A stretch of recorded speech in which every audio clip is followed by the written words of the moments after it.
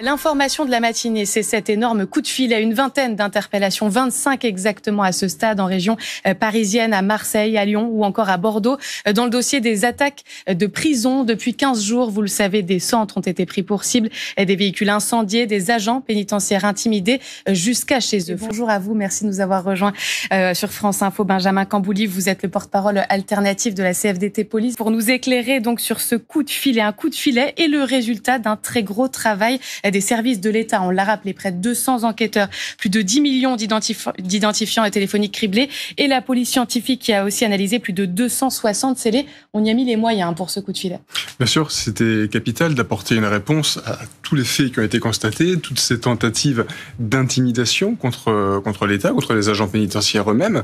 Et ça va nous permettre maintenant d'essayer de mettre un visage, de comprendre l'origine de ce mouvement. Parce que là, on le voyait avec M. Nunez, il y a la part du narcotrafic qui semble évidemment importante dans l'organisation de ce mouvement, puisque évidemment les narcotrafiquants en prison n'ont aucune envie bien de déménager, de perdre leur trafic en étant coupés du trafic de stupéfiants dans une prison de haute sécurité. Maintenant, il est assez probable que ce soit un mouvement hybride, avec également une idéologie politique qui vienne en appui, mais qui va simplement, elle, rester sur le durcissement de la politique carcérale et pas seulement sur les prisons de sécurité qui, elles, impactent le narcotrafiquant lui-même. Benjamin Cambouly. Oui, quel que soit le profil du commanditaire, il est vrai que la petite main, la main exécutante, ça va être dans les cités, effectivement, des gamins, soit qui en a monté la tête pour qu'ils passent à l'acte, soit qu'on a mis sous contrat et que pour quelques milliers d'euros, ils agissent. Dans tous les cas, le but, c'est de faire régner un climat de terreur dans les prisons parmi les surveillants pénitentiaires, parce que la finalité, c'est laquelle ? C'est de faire en sorte que l'administration pénitentiaire ne suive plus son ministre, qu'elle refuse de l'accompagner dans sa politique pénale, et notamment, puisque c'est ça qui est redouté le plus par les gros narcotrafiquants en prison, ces prisons de haute sécurité, eh bien, l'objectif serait de faire en sorte qu'il n'y ait plus de volontaires pour aller y travailler. Donc c'est là que c'est capital de réagir avec force, en poursuivant la politique engagée, et certainement pas de céder un pouce de terrain face aux intimidations. Benjamin Cambouly, on peut imaginer effectivement des individus qui se seraient greffés au mouvement initial, mais sans en faire partie ?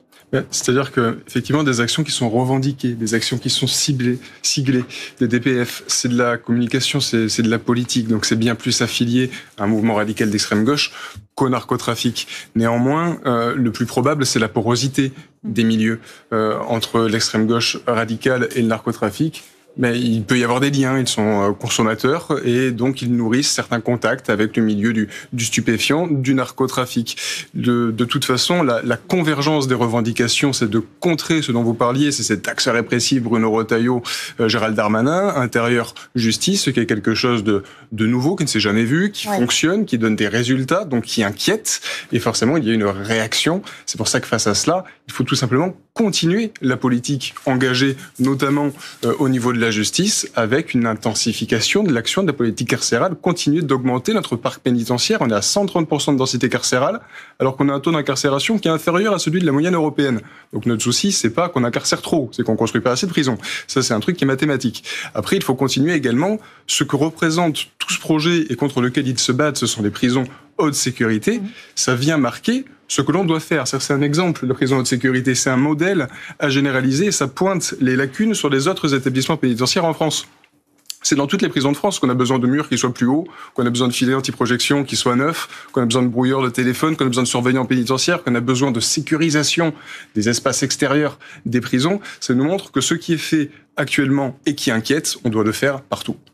La question de savoir si on doit le faire partout ou si on doit cibler les détenus pour lesquels il faut absolument augmenter ces règles, cette surveillance, et dire qu'il y a d'autres profils de personnes incarcérées, moins dangereuses, qui présentent moins de risques de fuite, moins de risques de gérer un trafic.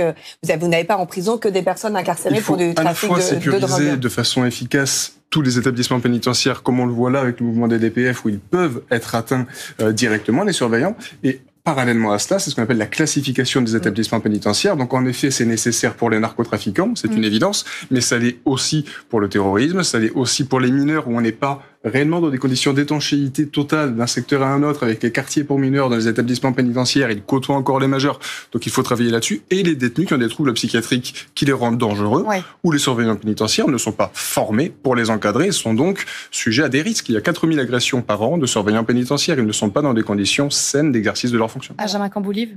Oui, non, il a parfaitement raison sur ce qu'il implique. Avant, c'était dans les prisons qu'il y avait ces agressions qui s'accumulaient.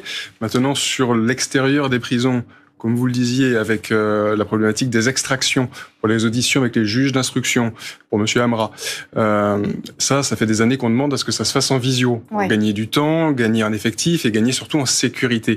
Parce que si ça se fait comme ça, c'est uniquement pour avoir cette possibilité de confrontation physique avec la personne qu'ils ont en procédure. Je peux comprendre que ce soit pertinent, que ce soit mieux dans l'idéal. Bon, quand on voit les risques auxquels ça expose, on peut très sincèrement le faire en visio. Nous, dans la police, pour les plaintes des personnes qui peuvent pas se déplacer, on prend des visio-plaintes. Ça changerait au fond de la plainte, ça changerait rien au fond de l'audition et ce serait mieux pour tout le monde en termes de sécurité. Ensuite, pour la sécurisation des établissements pénitentiaires par l'extérieur, là, actuellement, il y a un dispositif qui est mis en place.